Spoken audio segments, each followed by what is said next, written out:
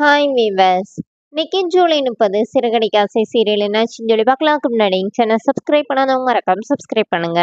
இன்னைக்கு என்ன அப்படின்னு சொல்லி பார்த்தீங்கன்னா, மீனா வந்து இந்த மாதிரி கார் ஓட்டும் போது எந்த கெட்ட பழக்கம் வச்சுக்க கூடாதுன்னு சொன்னோடனே, இப்போ அவரோட ஃப்ரெண்டு வந்து முத்து கிட்ட வந்து கேட்குறாரு, உன் ஒய்ஃப் ரொம்ப ஸ்ட்ரிக்டோடானோடனே, காரோட ஓனரே அவதான்டா, அப்படிதான் பேசுவாடா அப்படின்னு சொன்னோடனே, அப்புறமா இவங்க எல்லாருமா சேர்ந்து அவங்க ஃப்ரெண்டெல்லாம் சொல்றாங்க, இந்த மாதிரி நீ வந்து சீக்கிரத்துல 200 கால் வாங்கி ஒரு பெரிய தொழிலதிபர் ஆகணும்னோடனே, இப்போ மனோஜ் அங்க நின்று ரோஹிணி கிட்ட கிண்டல் பண்றாரு, இவன்லாம் எப்படி தொழிலதிபர் ஆவான்னு.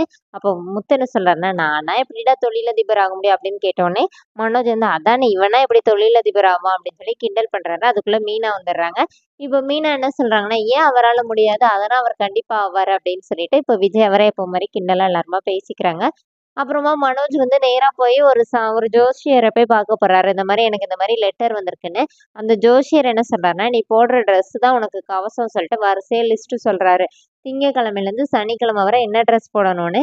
இன்னைக்கு நீ என்ன ட்ரெஸ் போட்டு வந்திருக்க, இன்னைக்கு என்ன கிழமை, கலட்டுடா உன் சட்டைன்னு சொல்லிட்டு மேல ஒரு துண்டை போத்தே அனுப்பி விடுறாங்க வீட்டுக்கு. இங்க வீட்டுல என்ன ஆகுதுன்னா, முத்து வந்து ஒரு பெரிய உண்டியல் வாங்கிட்டு வர்றாரு. இதை பார்த்தோன்னே விஜய் என்ன சொல்றாங்கன்னா, நான் நினைச்சேன், ஆனா அது இவ்வளவு சீக்கிரம் நடக்கும்னு நினைக்கல. என்ன தெரு தெருவா போய் பிச்சை எடுத்துட்டு வந்து வீடு கட்ட போறீங்களா மேலனோடனே, இப்போ முத்து சொல்றாரு, அவங்க அப்படிதான் 2 நாள் பீஸ் போன பல்ப் மாதிரி உட்காந்துருந்தாங்க.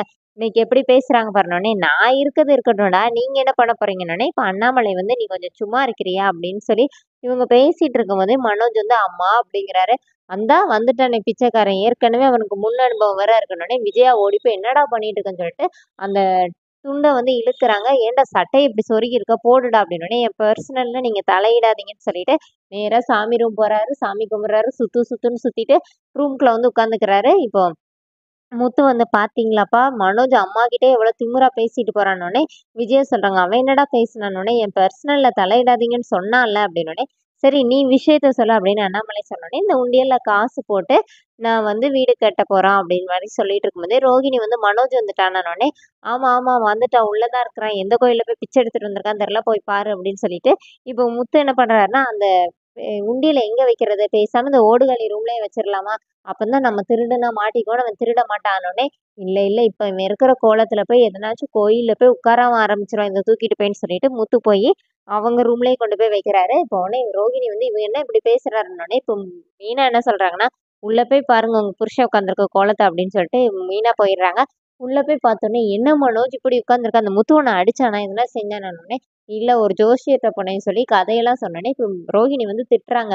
உன் பயம் தான் உனக்கு காரணமே, இதெல்லாம் கழட்டுனோடனே நானா வரமாட்டேன், திங்கக்கிழமை தான் நான் வந்து ஷோரூமுக்கே வருவேன், அது வரைக்கும் நீயே பார்த்துக்கோ, நானா அவர் சொல்றதுதான் கேட்பேன்னு சொல்லிட்டு அப்படியே மூடிட்டே உட்காந்துருக்கிறாரு.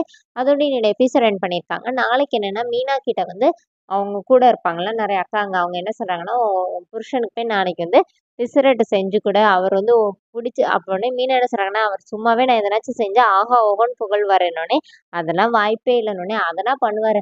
அ இன் ரூ. 50 என்ன ரூ. 5000 பெட்டு கட்டுறேன் அப்படி சொல்லிட்டு மீனா வந்து பெட்டெல்லாம் கட்டிட்டு இங்க வீட்டுக்கு வர்றாங்க.